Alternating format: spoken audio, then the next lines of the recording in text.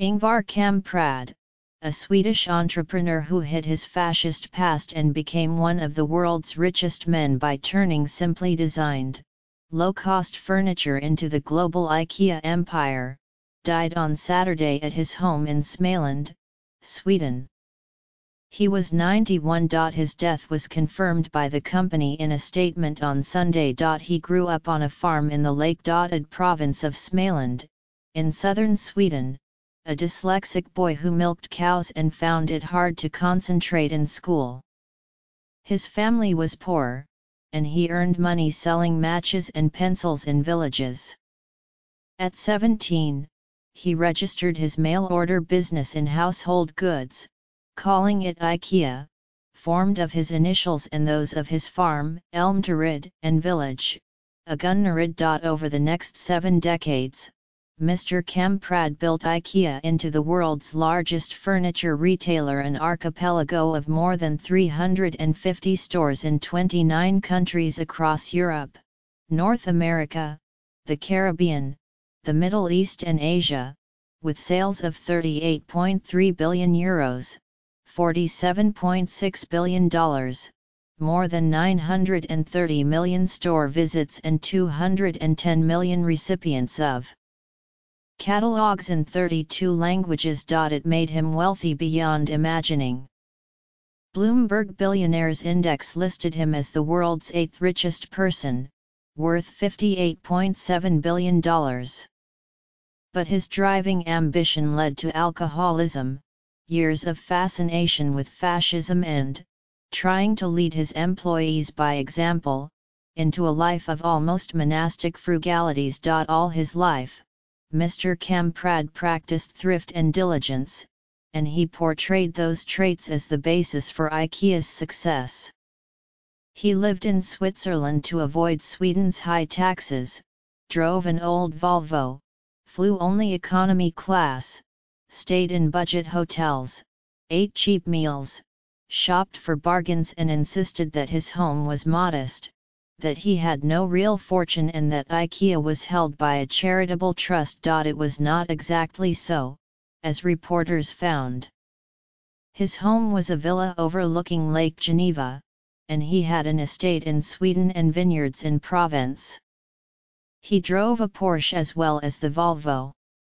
His cut-rate flights, hotels, and meals were taken in part as an exemplar to his executives, who were expected to follow suit, to regard employment by Ikea as a life's commitment and to write on both sides of a piece of paper. Ikea was indeed operated through a charitable trust in the Netherlands, and a complex series of holding companies, all controlled by the Kamprad family to avoid any chance that Ikea might be taken public or broken up. It also provided tax shelters and a structure for preserving the company intact after Mr. Kamprad's death. He sought to control his workforce, too. In 1976, he wrote a manifesto, The Testament of a Furniture Dealer, with biblical-style commandments listing simplicity as a virtue and waste as a sin. Employees were expected to absorb the Ikea spirit, to be humble, clean-cut, and courteous, not just knowledgeable about Ikea's products but enthusiastic about its corporate ideology, principles to work and live by. Mr. Kamprad was, like his designer wares, a studied everyman. He cultivated a provincial openness, curious about everything, but a face lost in the crowd. He was thin, bespectacled, and baldish, with wisps of graying hair plastered down the sides, jowls, and a pointed chin.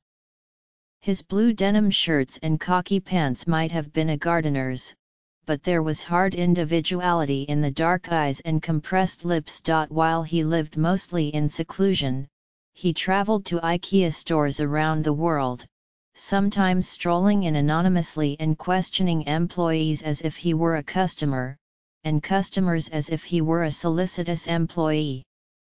He spoke at Ikea board meetings and occasionally lectured at universities.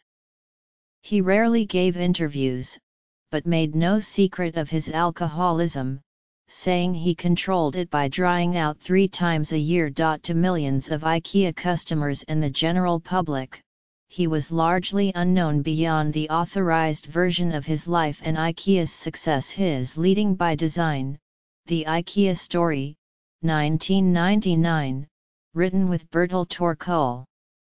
Its themes had been sounded for decades in IKEA publicity and reiterated in profiles of Mr. Kamprad and the company. IKEA had been achieved, he said, by frugality, building stores on less costly land outside cities, buying materials at a discount, minimizing sales staff to let customers shop without pressure, putting no finishes on unseen furniture surfaces, and packaging items in flat boxes to be carried away by customers for home assembly.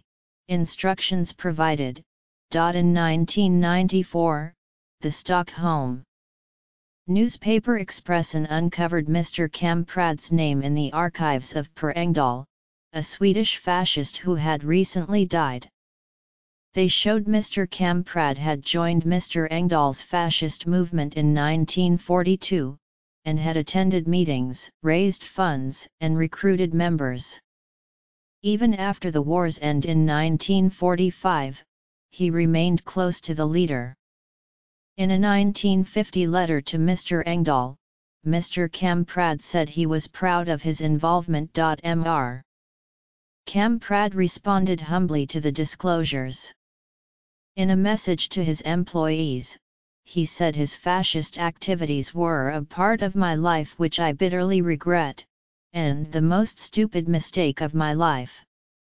He said he had been influenced by his German grandmother, who fled the Sudetenland before World War II, and that he had been drawn to Mr. Engdahl's vision of a non-communist, socialist Europe.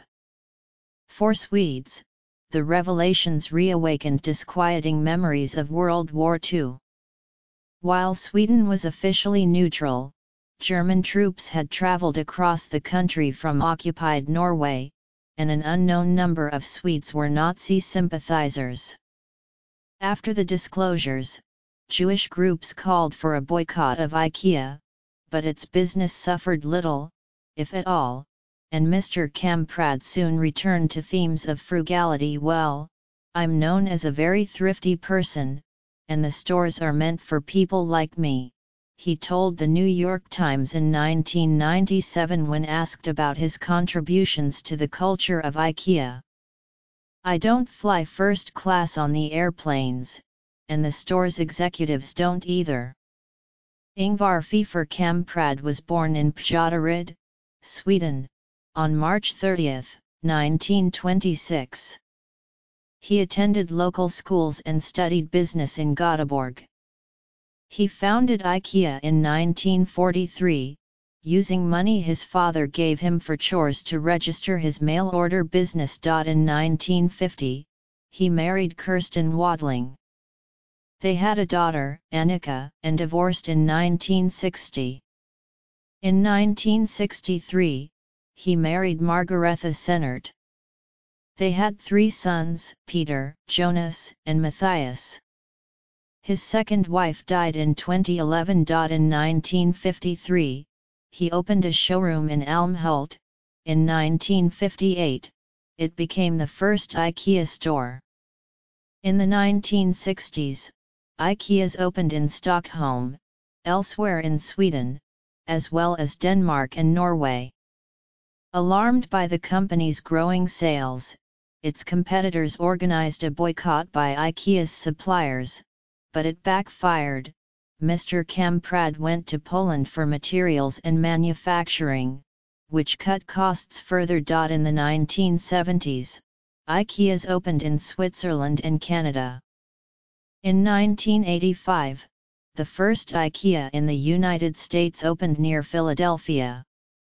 In the 1990s, IKEA became popular across Eastern Europe, and by 2000, there were IKEAs in Russia and China.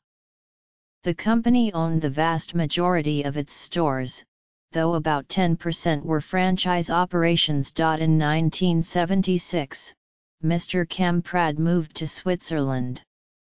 In 1982, he transferred control to the Dutch Foundation, and in 2013 he stepped down from the board of Ikea Group, a key company within the business, and named his youngest son, Matthias, as its chairman. His other two sons also held key positions. Mr. Kamprad announced his retirement in 1986, but continued traveling to his stores and making major decisions. I see my task as serving the majority of people, he told Forbes in 2000. The question is, how do you find out what they want, how best to serve them? My answer is to stay close to ordinary people, because at heart I am one of them.